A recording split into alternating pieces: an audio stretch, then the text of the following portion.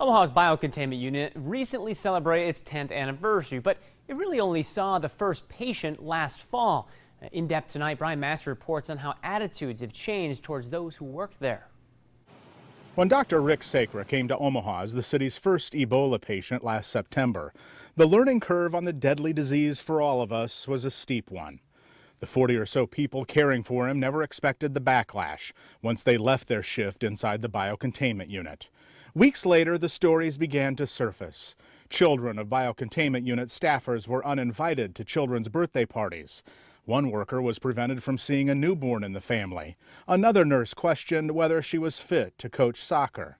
A month after Dr. Sacra went home cured from Ebola, Nebraska medicine went before the microphones to try to halt what was described as, quote, irrational fears paralyzing us in our daily lives. Having people shunned at parties or soccer games or what have you because their parents are participating in the care of a patient is totally irrational fear. It's my first time back. Fast forward 7 months and the return of Dr. Sacra to Omaha. It was a little weird going in the room, going in my 3-week isolation room. I made sure I wasn't the last one out of the room.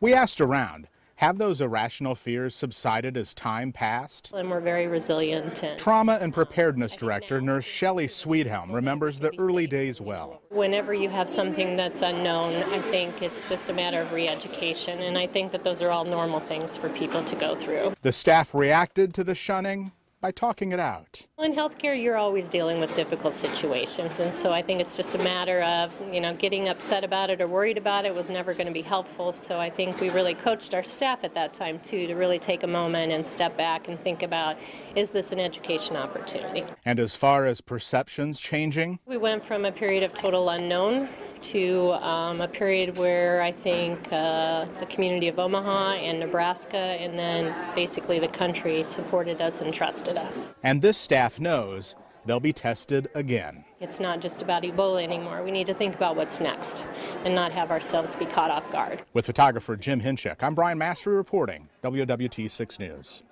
That nurse that we just spoke with says that she estimates around 95% of the interaction with the public regarding Ebola in the last few weeks has now been positive.